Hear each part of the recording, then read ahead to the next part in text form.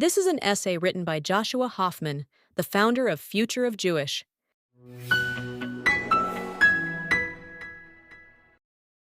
During the first conversation between Israeli Prime Minister Benjamin Netanyahu and then U.S. President Joe Biden, following the Hamas-led massacre in Israel on October 7, 2023, Biden implored Israel to show, quote, restraint in Gaza. Netanyahu's response was simple. Strength is what matters most in the Middle East. It is no mistake that a left-wing leader of the free world would preach restraint just hours after the worst attack on Jews since the Holocaust. Israel's response to Hamas, Hezbollah in Lebanon, and now Iran has been robust and unwavering. Because in the Middle East, strength is not just respected, it is the only language understood.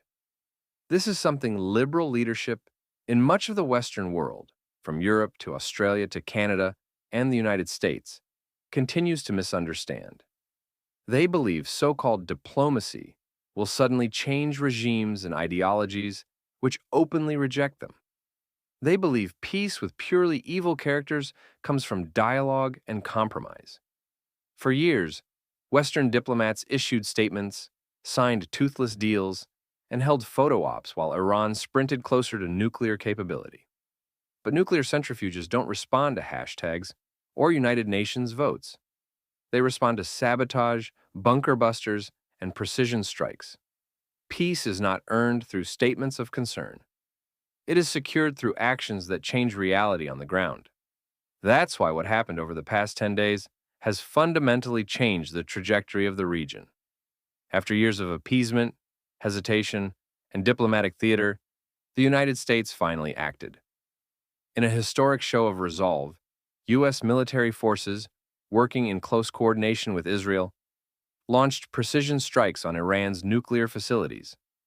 The results were nothing short of overwhelming. Tehran's nuclear ambitions, nurtured in secret bunkers, backed by the Islamic Revolutionary Guard Corps, and protected by layers of disinformation, were obliterated. This wasn't just a tactical victory. It was a strategic earthquake. For years, Iran played a double game, radical abroad, victim at home, while advancing toward nuclear breakout. Western officials wrung their hands and wrote sternly worded memos. Meanwhile, Iran bankrolled terror in Iraq, Yemen, Lebanon, Syria, Gaza, and the West Bank. They armed proxies. They destabilized governments. They printed slogans like "Death to America" and "Wipe Israel off the map" on ballistic missiles. Israel sounded the alarm. The West hit the snooze button. Until now. The destruction of Iran's nuclear infrastructure, both above ground and deep beneath it, delivered an unmistakable message.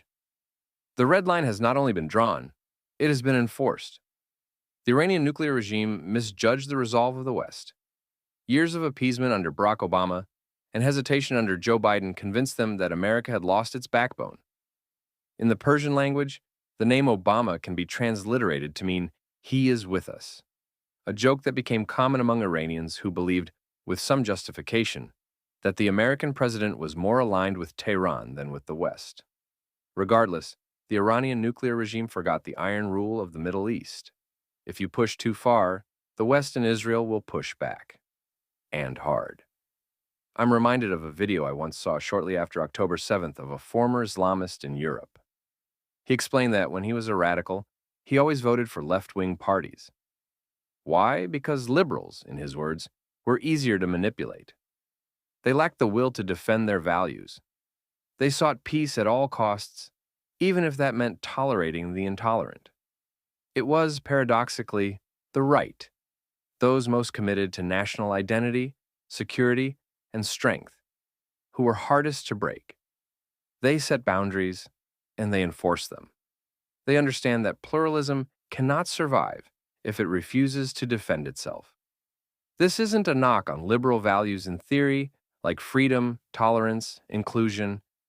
It's a recognition of their failure in practice when divorced from strength. Because ideals mean nothing if you don't have the power to protect them. Those who truly understand the Middle East know that peace, calm, and stability here has never come from compromise. It has come from victory. When did Israel sign peace deals with Egypt and Jordan? After it proved, in no uncertain terms, that it could not be destroyed. When did Arab states begin opening diplomatic ties with Israel? After it became clear that the Jewish state was here to stay, resilient, innovative, and powerful. And when did the U.S.-Israel relationship become what it is today? Not in the fragile early days of 1948, but after 1967, following Israel's miraculous victory in the Six-Day War, when it defeated multiple Arab armies in less than a week. The image of Israeli paratroopers at the Western Wall didn't just inspire Jews, it awed the world, including America. Let's also recall that when Saddam Hussein invaded Kuwait in 1990, the international community responded not with dialogue, but with force. A U.S.-led coalition launched Operation Desert Storm, swiftly liberating Kuwait and crippling Iraq's military capabilities. Though Saddam remained in power, his regional ambitions were neutered. For the next decade, he posed a limited threat, not because of diplomacy, but because he had been decisively beaten. Even outside the Middle East, the fact that strength cultivates peace has been true throughout modern history. Peace in Europe and the Pacific did not come from compromise or careful diplomacy. It came from the total defeat of evil. Nazi Germany and Imperial Japan were not persuaded to change course through sanctions or speeches. They were destroyed by the overwhelming military force of the Allies. Only after their unconditional surrender did peace become possible. The lesson is enduring. You don't negotiate with genocidal regimes, you defeat them. The transformation of Japan from imperial aggressor to peaceful democracy is one of history's clearest cases of peace born from dominance. After suffering defeat in World War II, including the devastation of Hiroshima and Nagasaki, Japan surrendered unconditionally. Under American occupation, it demilitarized, democratized, and reoriented toward peaceful growth. That peace wasn't negotiated, it was imposed, and it endured precisely because it was backed by strength. For nearly half a century, the world avoided nuclear Armageddon, not because of mutual trust, but because of mutual fear. The doctrine of mutually assured destruction, the understanding that any nuclear attack would be met with total annihilation, kept both the United States and the Soviet Union in check. The balance of terror, as brutal as it sounds, was a form of peace enforced by the threat of unimaginable strength. When President Ronald Reagan called the Soviet Union the evil empire and ramped up American defense spending, many in the West panicked.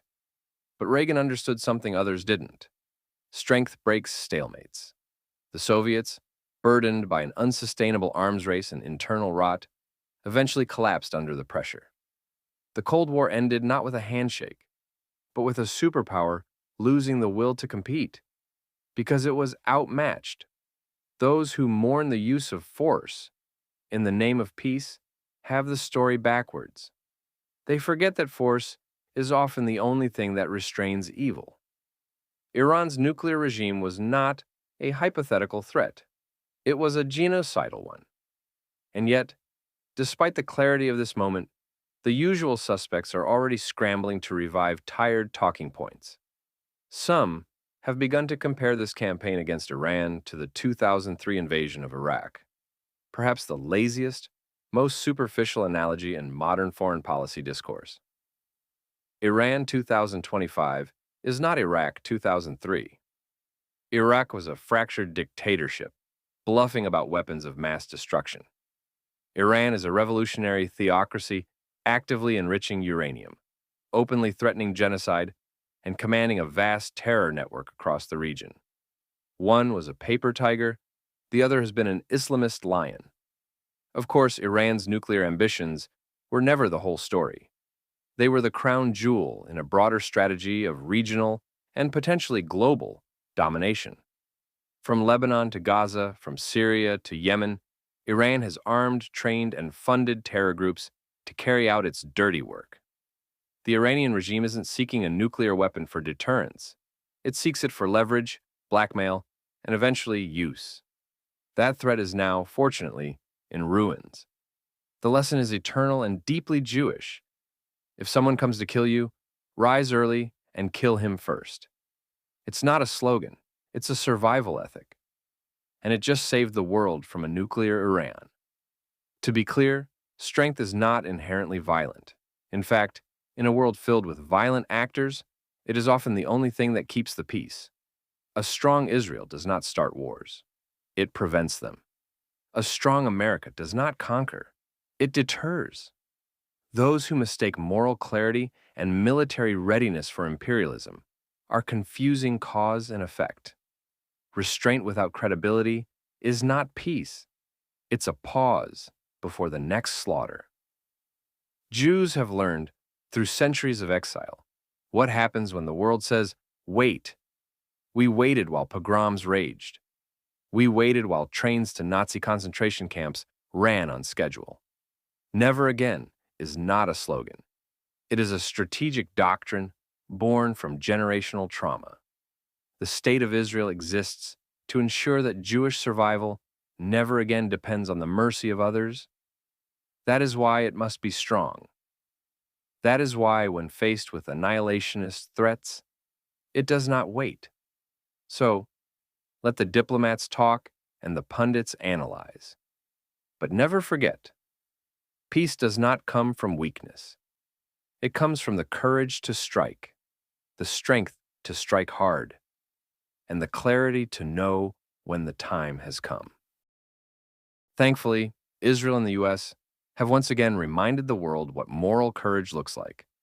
But the lesson is not just for Jerusalem and Washington, D.C., it is also for London, Paris, Berlin, Ottawa, Canberra, and others. If the West wants peace, it must regain its confidence, not performative strength, but real strength, backed by action instead of anxiety. History is watching, and so are our enemies.